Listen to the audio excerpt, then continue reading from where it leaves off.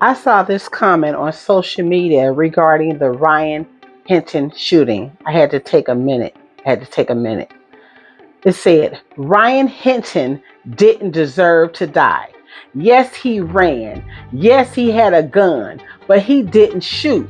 He was 18, legally grown, but still a kid, scared. The officer said he feared for his life. But if fear justifies killing, then what is the point of being trained? What is the point of the badge?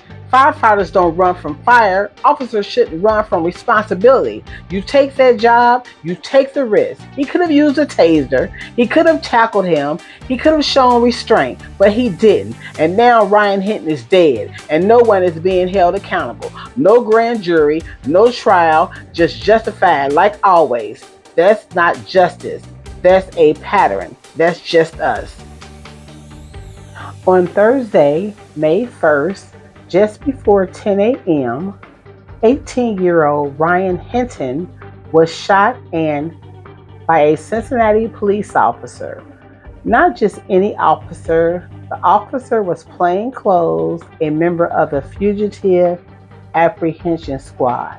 On May 20th, the coroner, Dr. Samarco, ruled Ryan's death a homicide. Then on June 17th, almost 7 weeks later, prosecutor Connie Pillage declared it a legally justified homicide. I had to see the scene with my own eyes because I'm a true crime blogger, a mother, an educator, and because I needed it to make sense. Make it make sense. I didn't just want answers, I wanted clarity about the story. As I walked the dumpsters and the area where Ryan took his last breath, let me take you back to what happened that morning. And the reason what happened that morning is what led to the horrific tragedy the very next day. On that day, it was May 1st, officers had tracked a stolen Kia Telluride to the address of 2500 Warsaw, and the location is the Westview condominiums. Inside the SUV, four people fell asleep or sleep. They didn't fall asleep, they were asleep. Police and the Fugitive Apprehension Squad told them to get out. They ran. They all ran. 18-year-old Jarrell Austin ran. He got away. 19-year-old DeAnthony Bullocks ran. He got away. Sincere Grisby ran. He got away. Ryan Hinton, he did run and he tried to get away, but he wasn't able to get away. While his friends disappeared into the woods, Ryan darted between two dumpsters. An officer shouted, "He's got a gun! He's got a gun!" 6 seconds and 5 shots later, Ryan Hinton lay dead. Rest in peace, Ryan Johnny Hinton. The next day, what happened was unbelievable. If you haven't heard this story, stay with me. I'll share everything. But for now, I'm here walking the area where Ryan's friends escaped and where Ryan took his final breath. I'm pausing to reflect, to think about everything. And I filmed this mini reaction because this case, this moment is just another story and it's holding on to the community.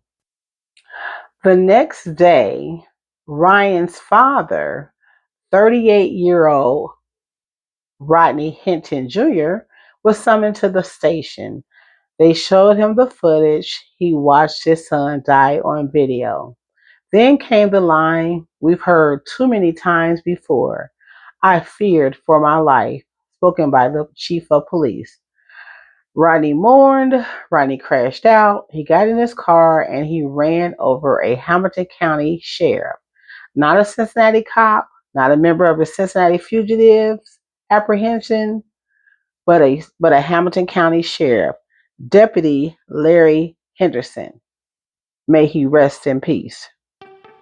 What followed is a lot of he said, she said, legal rulings, civil rights questions, political fallout, community outrage, and my personal opinion. My personal opinion is that here's the dumpster right here where Ryan ran between the dumpsters. My personal opinion is it's become on these social media sites, the Kia SUVs and Kia cars are very popular, and for whatever reason, they are being stolen by young people. It's like copycat crimes. The kids that are stealing these cars, they are stealing them to joyride to get from place A to B. They're not stealing them thinking, I am going to unalive a cop. That's just not what's in their brain. When Ryan fell to the ground, when he ran through these dumpsters here and he fell to the ground, he honestly wanted to get away. Now, the police chief has said that Ryan had a gun. The person who shot Ryan was not in uniform. It was a plainclothes detective. And this is why Cincinnati is called the Tale of Two Cities. And I'll tell you that what I mean by that here later. But what you may not know is that the coroner stated, as she said, in her 13 years as a coroner, she has never been served with a grand jury subpoena. And so this subpoena, it prevented the coroner from releasing information about Ryan's death. And usually she's free to talk about a case. Here are the woods where the boys ran through these woods here. When the coroner ruled it a homicide, there were people on social media saying things like here's one comment. So the coroner said he murdered Ryan Hinton. Do y'all think the officer going to be arrested? So that's one comment.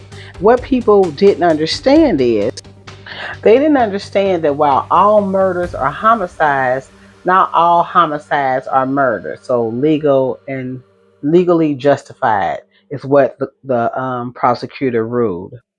The prosecutor, Connie Pillis, said that the officer had a split second to make a life or death decision. And why it's so puzzling, because we see time and time again with people who aren't black young men where they make a decision that does not involve taking a person's life. It may be using a taser, it may be whatever. And then another thing is when people see Ryan running, and I'm going to show this video right now. There is no video out there, not one video out there that shows Ryan turning around and pointing a gun at the plainclothes officer, not in uniform officer. There is not one video showing that.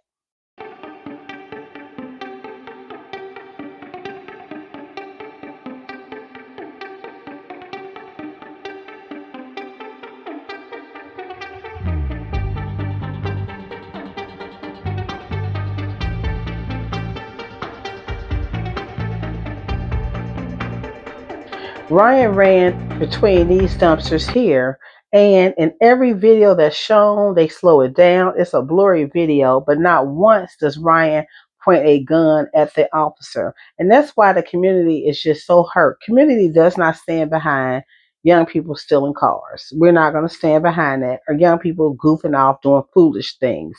But to this young man running between these two dumpsters to have to lose your life right here behind these dumpsters in a matter of seconds. You know, I know his mother's heart and his father's heart just stopped. You skipped a beat when these bullets went into this young man. Cincinnati is indeed the tale of two cities. And I noticed that these condominiums where this took place, these condominiums are now being sold. Now, I don't know if they were being sold before this happened to Ryan or afterwards.